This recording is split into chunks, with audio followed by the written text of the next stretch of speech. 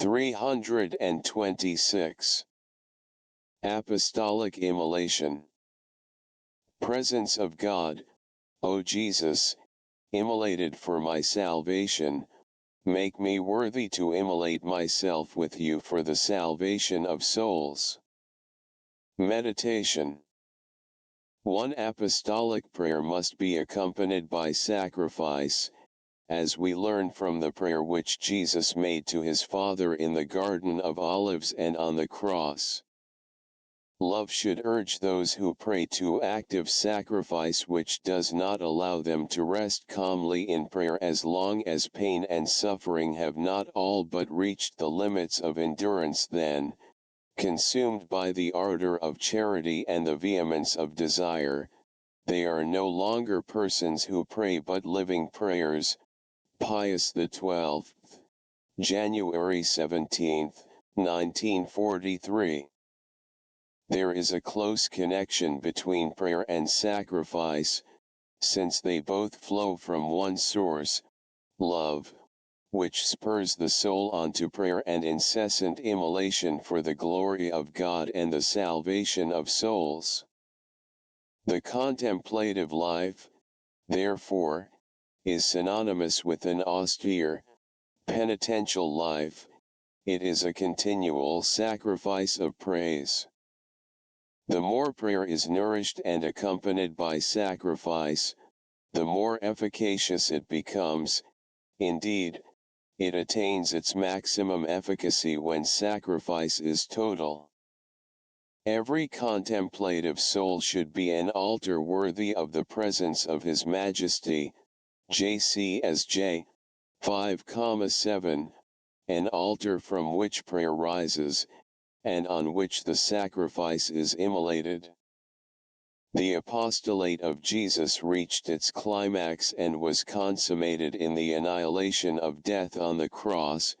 Not until he had been scourged, pierced with nails, abandoned by God and man, could he say, "Consummatum est," it is consummated.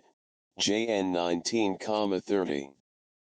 It will be the same with us, only when we have really sacrificed ourselves for souls, when we have willingly immolated ourselves with Jesus for their salvation, shall we be able to repeat with him, "It is consummated." Our participation in the apostolate of Jesus attains its fulfillment in the sacrifice of ourselves, not an imaginary, hypothetical sacrifice, but one that is real and concrete. The form and measure of this sacrifice will be made known to us by God Himself, through the circumstances of our life, the events permitted by His divine providence, the orders of our superiors, and the duties of our state in life. When, for the salvation of souls, we are disposed to live in continual sacrifice of our own will, in continual renouncement of self, when we are disposed to let ourselves be crucified in whatever way the holy will of God ordains, in order to win other souls to His love, then we shall have reached the apex of the apostolate and hence of apostolic fruitfulness. Too many souls are lost because there is no one to pray and make sacrifices for them. Without the tears and sufferings of a Saint Monica, it is probable that the Church would never have had a Saint Augustine.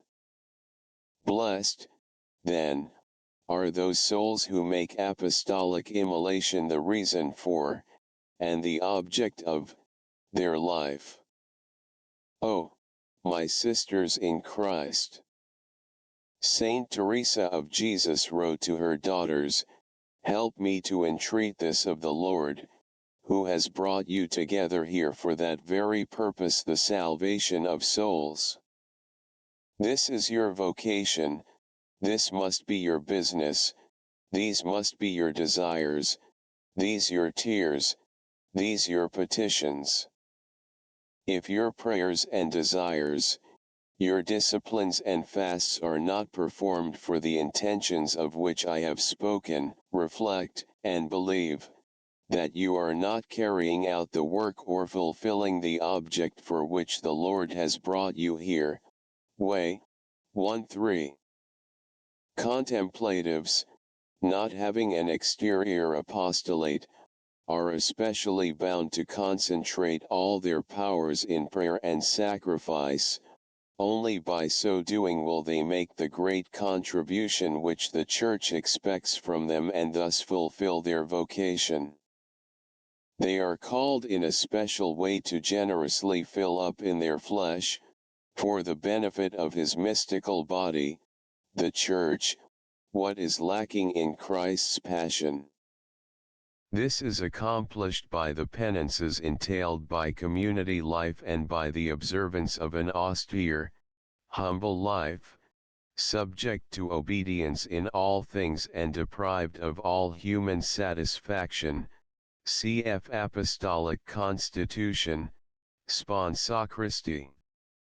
Saint Therese of the Child Jesus declared, I have come to Carmel to save souls, St. 7, and after she had consumed and offered all her energies for this end, she even offered for sinners the prayers which were offered for her during the sufferings of her last illness that she might obtain a little relief.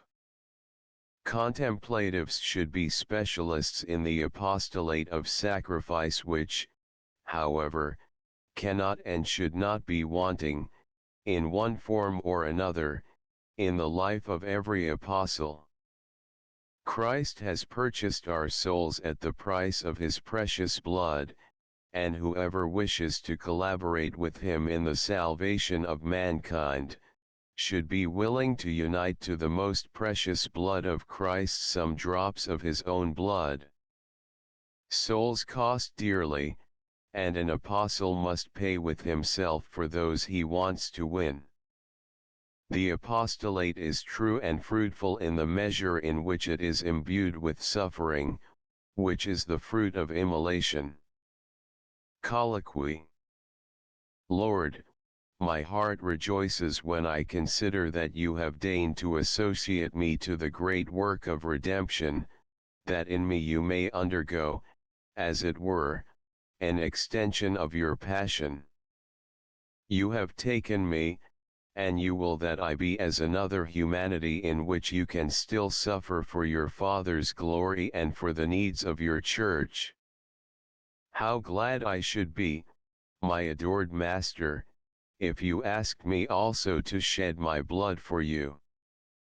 But what I ask of you, above all, is that martyrdom of love that consumed the saints. Since you have said that the greatest proof of love is to give one's life for the one loved, I give you mine, to do with it as may please you, and if I am not a martyr unto blood, I want to be a martyr by love. How I rejoice when I think that from all eternity we were known by the Father, and that he wished to find your image in us, O crucified Christ. How necessary suffering is then, if your work is to be accomplished in me.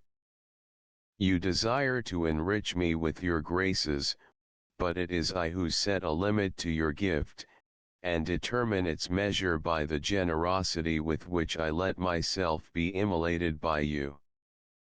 Copyright Lord, you called the hour of your passion your hour, the hour for which you had come, the hour you welcomed with all your desires.